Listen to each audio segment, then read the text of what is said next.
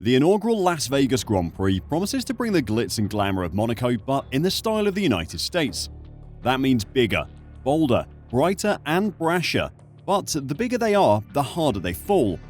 With just a week until the cars hit the track, the Las Vegas Grand Prix is on the brink of disaster. Formula One is scrambling to avoid what could be its biggest embarrassment in decades. There is a precedent for a Formula One disaster in the deserts of Nevada. The Caesars Palace Grand Prix of 1981 and 1982 was one of the biggest failures in the sport's history. Commonly referred to as the Caesars Palace car park race, the track saw the cars zigzag up and down the parking bays of the famous casino's car park for almost 2 hours of mind-numbingly mundane racing. Run in mid-October, the race was so hot that drivers were on the brink of collapse as they crossed the line, something we saw repeated in Qatar this year. The crowds were tiny, and the hotel suffered a huge financial loss for hosting it.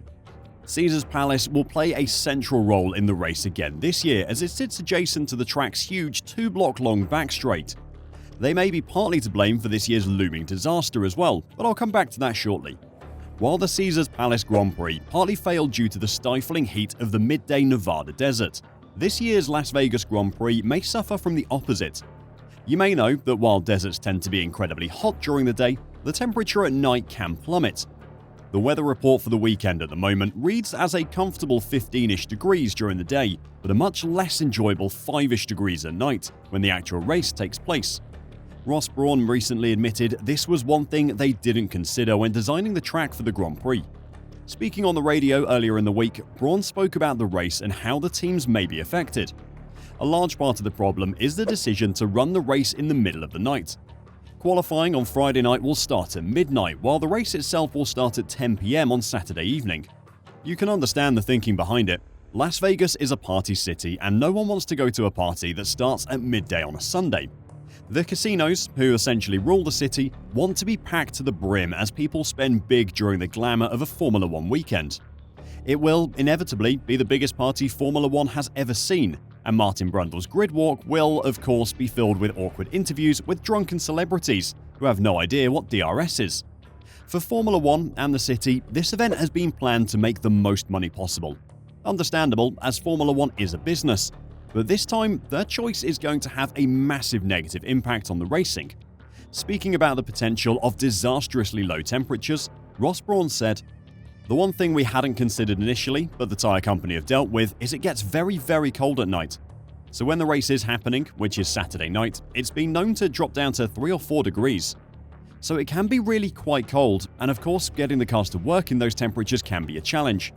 The tyre companies have done some work to make sure the tyres can cope with that. We're definitely facing some new challenges which we've never had before, but I think it'll be spectacular. Formula One teams have to face serious challenges every weekend, but this will be on a different level. Pirelli may have told Formula One that the tyres will be able to cope with the cold, but does anyone really have faith in them to handle this situation? They almost lost their F1 contract this season, only retaining it because Bridgestone couldn't get a tyre ready in time.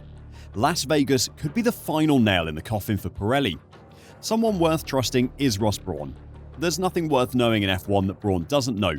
And although the freezing temperatures in Las Vegas will be difficult to deal with, he's confident that it won't be an issue. Though the teams aren't all in agreement with him.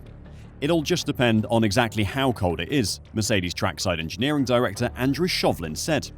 Because if the track is down in single figures, that's often a region where you go winter testing.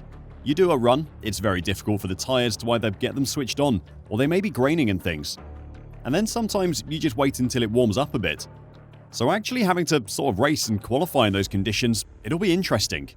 Tyres lose the most temperature down long straights, and the 1.9 kilometer straight past Caesars Palace could cause some issues, especially with the sharp left-right-left at the end of that straight. Expect to see a lot of lockups into that corner, similar to what you see at Turn 1 in Baku. The characteristics of that corner are comparable with an extremely long straight into a very slow left-hander. Remember when Hamilton threw away 25 points in 2021 when he locked up into Turn 1? What about Ricciardo clearing out Verstappen in 2018? That corner could be an absolute disaster for many drivers. The problems don't end with the track temperatures though. Remember how I mentioned that Caesars Palace could be at the center of the impending failure this year? Well, they're just one of the venues that will be affected if the planned culinary and bartenders union strike involving 35,000 people goes ahead. The strike could represent the first major walkout by hospitality workers in Las Vegas in 10 years and could become the largest such strike in American history. A union spokesperson said workers currently receive health insurance and earn about $26 an hour, but they're seeking a raise from that amount. Considering hotel rates for the weekend increased by over 300% on average compared to last year, you can understand why workers are wanting a little extra in their pay packets.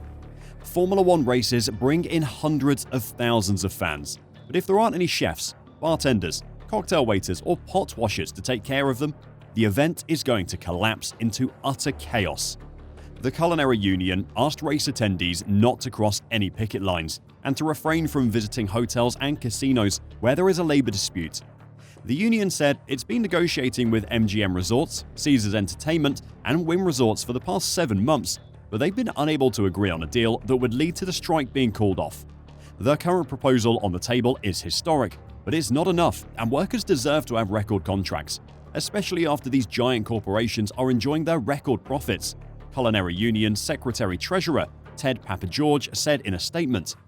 With the eyes of the sporting world on Las Vegas for an event that has been billed as the biggest sporting spectacle in the country's history, the huge companies across the negotiating table from the unions will not want the embarrassment of a mass walkout. It could receive the most media coverage in the history of a labor strike if it goes ahead, and that will not look good for Las Vegas. There is more for those hotel companies to worry about than just their hospitality staff, though. Analysis of hotel room prices for the race weekend by Oversteer 48 showed that on average, prices for the weekend of the Grand Prix had increased by over 300% from last year. In anticipation of the Grand Prix, Vegas decided en masse to make the most of the presumably wealthy attendees that would be coming for the weekend. After all, if Vegas is known for anything, it is greed. After that initial price surge and some panic booking from the fans who thought all the hotels would be fully booked in an instant, prices have steadily declined over the last 12 months. Part of the problems for the hotels has been the ridiculous price of tickets to the race, with grandstand seats for all 3 days costing thousands of dollars. The extortionate cost of attending the weekend means that there are still plenty of grandstand seats available, and even more beds that need filling. Prices for hotel rooms have been reduced by as much as 83% from their initial rates, and they're expected to go even lower in the lead up to the race. The reports add, the biggest nightly rate decrease comes from Circus Circus. A year ago, they were charging $649 per night for their rooms on an F1 weekend. Now they're charging just $111. That's less than 1/5 of the original rate. The second biggest decrease comes from the Rio Hotel, who also had the largest increase. Their rates have dropped by 79% in the space of a year, down from $566 per night to just $117 per night. Fans are understandably furious, and there are loads of reports of people demanding refunds then rebooking, saving themselves hundreds, if not thousands of dollars. The combination of hospitality worker strikes and a wave of refund requests for overpriced hotel rooms could mean that, just like in the 80s, an F1 Grand Prix will be a financial disaster for the city. Fans are sick of street circuits as it is, and with the teams worried about track temperatures, the race is poised to fail. If this race doesn't succeed, it'll be a huge embarrassment to the sport and the city. The inception of the Las Vegas Grand Prix was Formula One greed at its most rambunctious, and it could be about to bite back. Do you think this race will be an unmitigated disaster? Or despite all the issues, will it manage to succeed? Let me know your prediction in the comments down below, and if you want more F1 news and analysis, then make sure to subscribe. Until next time, drive safe and bye for now.